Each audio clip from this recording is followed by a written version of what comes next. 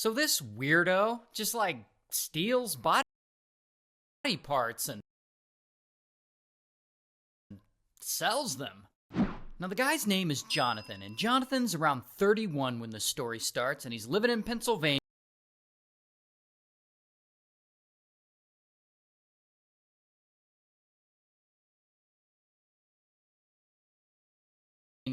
And Jonathan, he's in a band.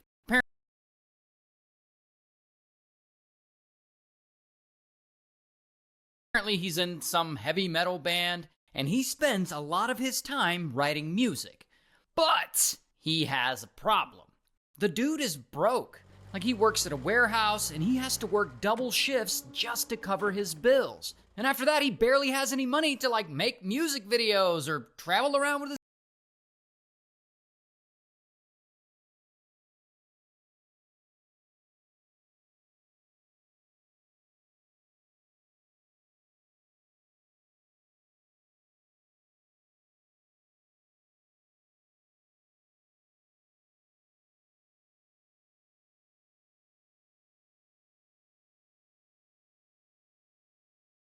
band or whatever.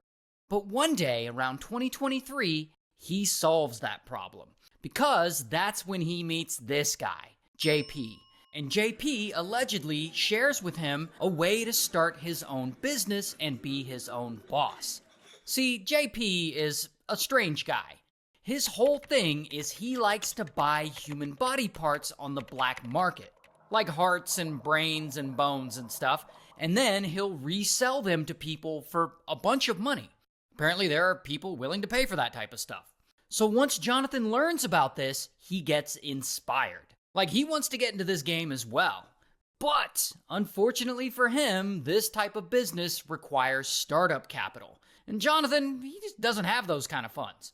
So he comes up with a pretty insane plan. Instead of buying human remains and selling them, he's going to steal human remains and sell them. And so he gets to work on this plan. And he decides that the place he's going to steal human remains from is this really big historic cemetery not too far from where he lives. I guess the security at the cemetery just isn't all that great. So one night, he sneaks into the place, and instead of getting a shovel and spending hours digging up people's graves hoping to find a few bones, Jonathan decides it'll be easier to target mostly the above-ground mausoleums. So with these mausoleums, there's no digging to do. You just have to pry stone and marble slabs out of place, and then boom, you got your bones and body parts. So he's at this cemetery, and he's got a crowbar, and he pries open a mausoleum or two, and he pries up some stone slabs, and he collects all the bones and stuff he needs, and then he leaves. So his plan worked, but he realizes that if he's going to be serious about this, he's going to need some more tools. So he goes over to the local hardware store, and he shoplifts a bunch of tools, like a headlamp and some gloves and a metal cutting wheel and some other stuff. Then, on another night, he goes back to the cemetery, and he targets one of their underground vaults, and he steals a bunch more bones and human parts. And then another night, he goes back again, and he opens up a crypt, and he has to rappel 10 feet down into this crypt to access all the bodies. And he steals everything he can, and he leaves. And normally, once he gets home, he stores all of these human remains in the basement of the house that he's renting. So now that he has all these bones and stuff, all he has to do is sell them. And here's the craziest part. In the state of Pennsylvania, it's not actually illegal to buy or sell human remains. Maybe it's one of those things that lawmakers never addressed because who the fuck would want to buy or sell human remains? Anyway, so Jonathan is free to buy and sell these stolen bones and body parts. So he starts posting on social media, saying that he's a collector and a seller of human bones and remains and stuff. And he'll like post pictures of actual human skulls and shit on his Instagram. He also joins a Facebook group called Human Bones and Skull Selling Group. Here's an actual screenshot of the group, and the group is still there, by the way, because again, as I said, this is not actually illegal in the state of Pennsylvania. And so Jonathan joins this group, and he starts selling bones and things to people online. And I guess people are buying them. Now, I couldn't find any information about how much the guy was making from all this, but I did find that a full human skeleton will retail on the black market for as much as $7,000. So, who knows how much he's making? Anyway, so he continues on, and he makes this selling bones on the internet thing his whole personality. And he fills up his social media with pictures of skulls and pictures of him with skulls. It's almost like he's trying to be an influencer. Here's a picture that he posted of himself on Instagram, and in the caption he says that he's now living alone in the mountains, riding a Harley and slinging skulls.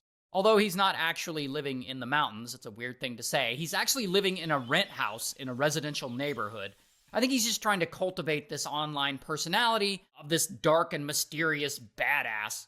Influencers be lying sometimes, y'all. Regardless, Jonathan doesn't stop. His business seems to be doing well, and his social media numbers are trending upward. And so he keeps going back to the graveyard, looking for more and more bones to sell. And by now, he's breaking into family-owned mausoleums and stealing whole families' bones from their graves. He's also breaking into old-ass tombs.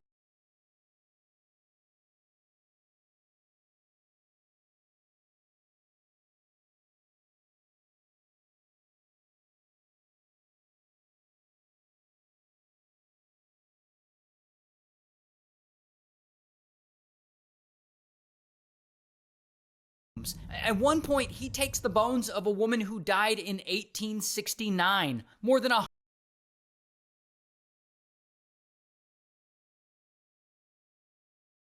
150 years ago. And because buying and selling this stuff is completely legal in his state, it seems like he can continue to do all this out in the open and no one can do anything about it. Until a few years pass, and it's now 2025. And Jonathan, he's still out there robbing graves. And by this point, he has the remains of more than 100 people stored in the basement of his house and in a storage unit that he's renting. Now, around this time, one day, he's allegedly visited by 2 family members. And for whatever reason, Jonathan decides to show them all these human remains that he has in his basement. And this, of course, freaks these family members out. Now, I assume that these guys are afraid of Jonathan or something, because neither of these 2 report what they saw to the police.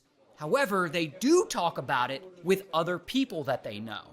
And one of those other people ends up contacting police and is like, oh yeah, we heard Jonathan has a bunch of human bones and shit in his basement. And so the police start investigating him. And of course, they look right at his social media and they see all the pictures of skulls and stuff that he posts there on his Instagram, which suggests that, yeah, he might have a bunch of human remains in his basement. And so they track his phone records and his vehicle, and they can see that he went to the local cemetery on several occasions. And so now they're thinking that he got all these bones by robbing graves. And while it may not be illegal to sell human remains in the state of Pennsylvania, it actually is against the law to rob a grave. And so now all police need to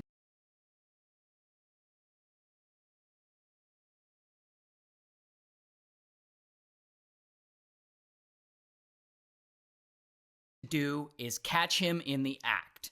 And so one night they go stake out the local cemetery. And sure enough, they spot Jonathan in the act, walking back to his car, carrying a burlap bag full of bones like it's just another day's work for him. And so they roll up on him.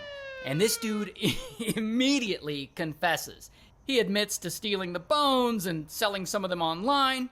And so, bam, police arrest him. Here's his mugshot.